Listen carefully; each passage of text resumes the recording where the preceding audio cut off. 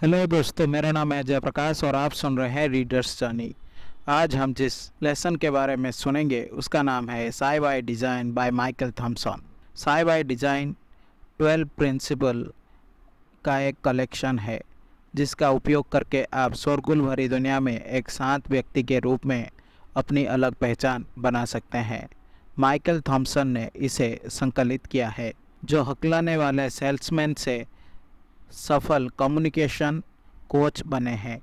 यह आपको जिज्ञासु बने रहने, सार्थक संबंध बनाने और अपने आप में दृढ़ विश्वास विकसित करने में मदद करता है।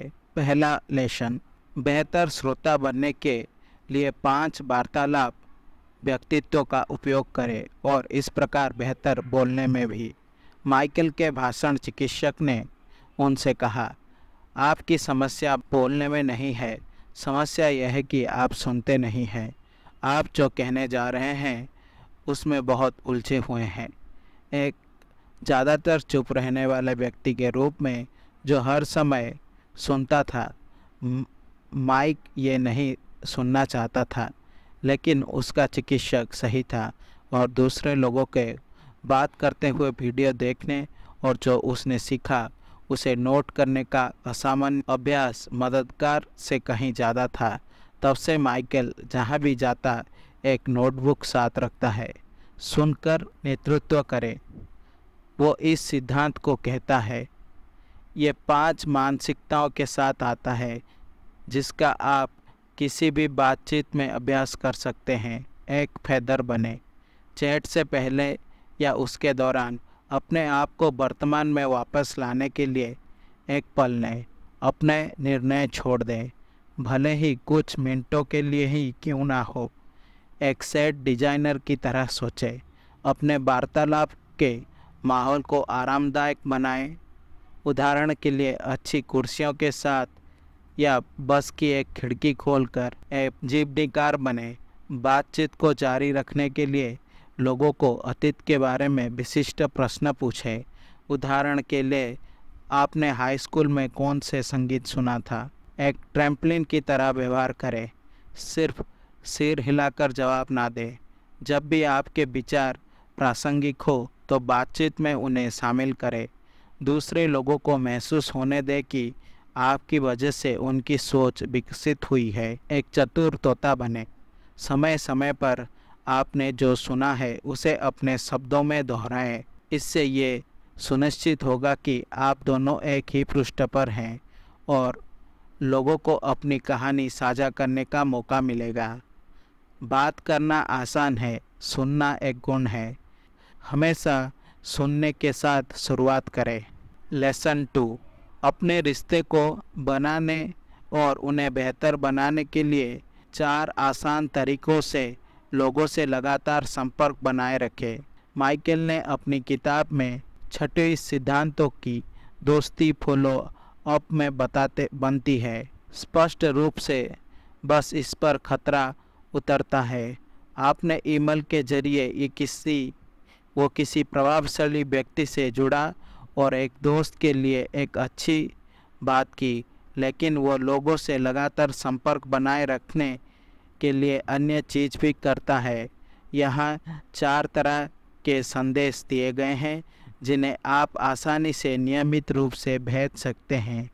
कोई भी ऐसी चीज़ जो आपको लगे कि दूसरा व्यक्ति को दिलचस्प लग सकती है, जैसे कोई किताब या फिल्म की सिफारिश, उनके काम करने के लिए प्रेरणा, जिसे कि कोई ऐसा लेख जो लिख सकते हैं जिसे आप पढ़ना पसंद करेंगे, कोई ऐसा सवाल जिसका जवाब सिर्फ वही दे सकते हैं, कोई भी ऐसी चीज़ जो आपको उनकी याद दिलाती हो।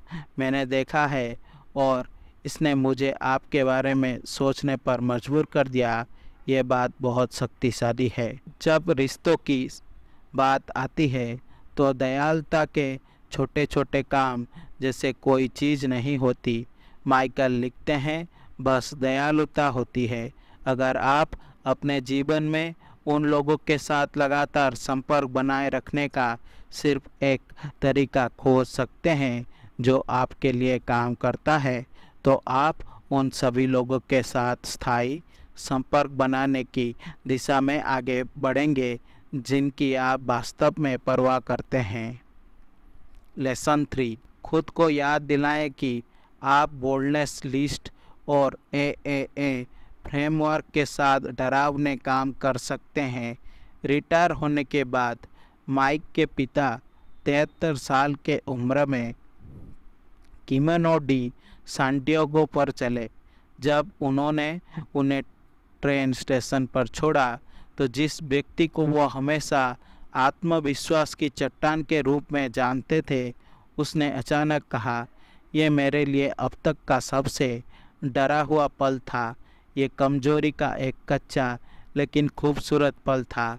माइकल लिखते हैं, बहादुरी से काम करना या साहस के साथ नेतृत्व करना खुद को डर से पूरी तरह से मुक्त करने के लिए संघर्ष करने के बारे में नहीं है, बल्कि उन्हें स्वीकार करना और फिर भी कार्य करने की प्रतिबद्धता बनाना है। ऐसा करने के लिए वो बोल्डनेस लिस्ट बनाने की सलाह देते हैं। उन पलों को लिखें जब आपने बड़े और छोटे साहस का परिचय दिया।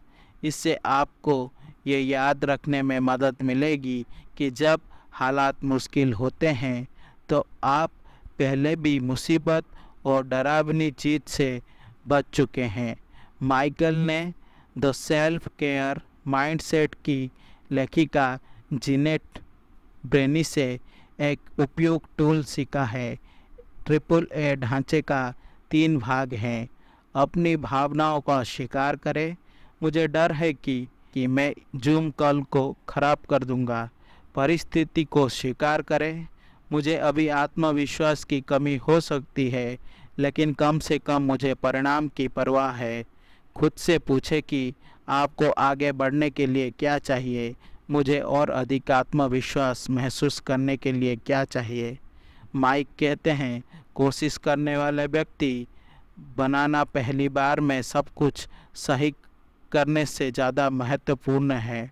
आखिरकार जिन चीज़ों के बारे में हम चिंता करते हैं वही चीज़ें जिनके हमें परवाह है, और दूसरे लोग इसे देख सकते हैं क्योंकि वे भी डरते हैं। अगली बार जब आप किसी चुनौतीपूर्ण साहसिक कार्य पर निकले तो इन उपकरणों को याद रखें और आप एक और दिन देखने के लिए जीवित रहेंगे, भले ही आप अब तक सबसे डरे हुए हो।